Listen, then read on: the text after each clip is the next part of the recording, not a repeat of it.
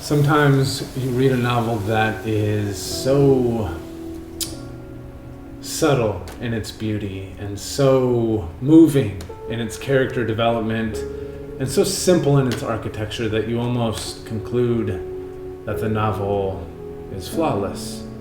And China Room by Sunjeev Sahota is one such novel.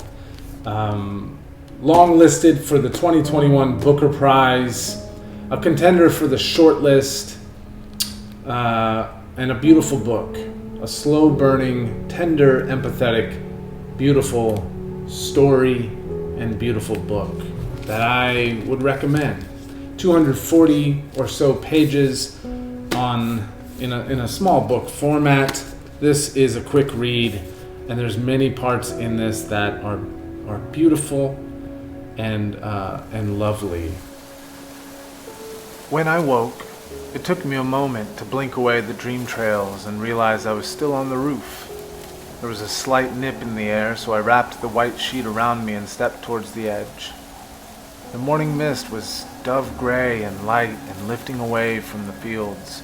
I looked, but I could see no child making his unhappy way through them. That child seemed to have gone. What remained was a feeling of quiet rapture, of dawn colors slowly involving themselves with the day, a champagne brightness starting to warm my skin, and the waving acres of corn and wheat, the soft green hills that followed no pattern, a distant stone hut that held the horizon, and a long tapered track driving on until I couldn't even imagine that I could see it. The orange sun broke upwards and placed, and they did seem placed, great beams of light across all that waiting land. For the first time in my life, I had a sense of the world turning. All these years later, and I can still see myself standing there, spellbound, marveling, my breath taken. Girl, 15 years old, married off to a family in 1929, India, and we follow her story and observe how subjugated she is in that culture and in that family, and not allowed to choose who to love and who to be with. And we vacillate between that timeline and another timeline closer to the present of a young man. In fact, Mehar, the main character in the old timeline's great-grandson, who is back in India to get clean from heroin on his uncle's old farm. And it happens to be the same farm that Mehar was married off to. And we follow these stories as we observe their similarities and their differences. One is a young woman in old India, one is a young man in new India. One is being imprisoned on the farm, one is finding freedom on the farm, one is longing for love and finding no acceptance among these people, and one is finally finding acceptance among these people in India. So we see a lot of dichotomies that Sunjeev Sahota is exploring and displaying and demonstrating for us, and we see a lot of beautiful moments, and we see such a tender crafting of characters in the story. And it's well worth the read. I believe it's a contender for the shortlist. I don't know that it's a real contender for the prize. I don't think it is.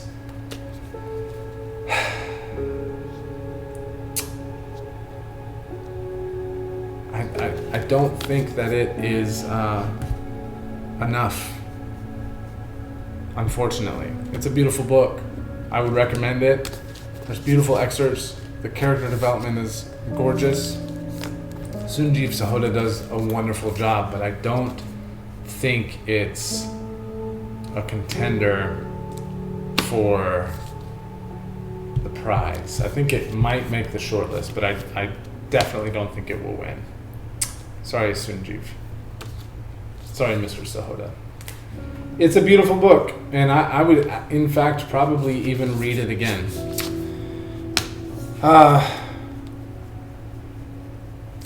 That's about all I really have to say about it. It's a subtle, beautiful book. I think that the praise that it receives is fairly true to my experience.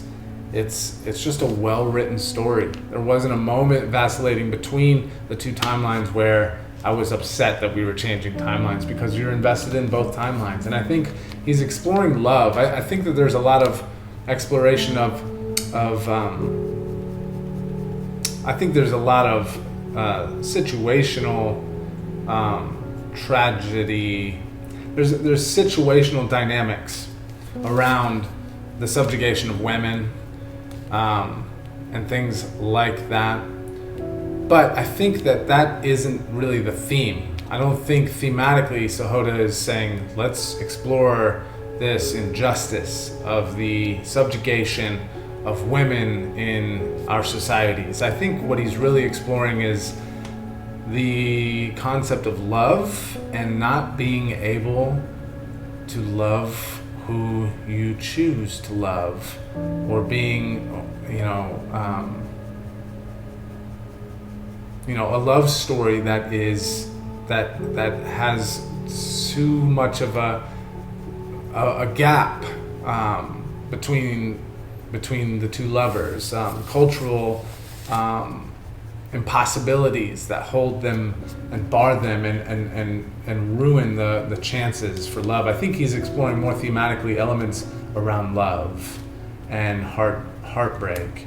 And it is a heartbreaking story, as well as a triumph, as we observe in the modern timeline with our male protagonists that we're watching undergo the needle chill, the intensity of detoxing and rehabilitating from heroin use and dependency. I think that Sunjeev Sahota has written something that deserves a place on your shelf, that at least deserves a place on your checkout history from the library. This is a beautiful book.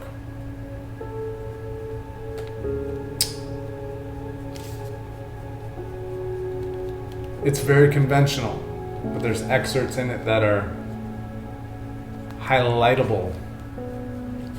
I enjoyed this book, and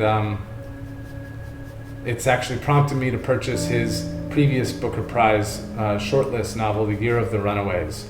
And so that will be coming, and I'll be reading that in forthcoming days. It was good enough for me to become invested in the author, but I don't think this will win.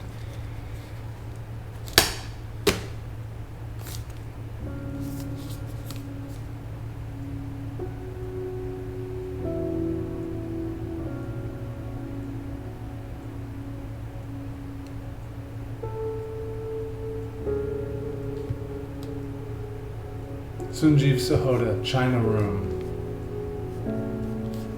If you want a subtly beautiful novel to read about love and the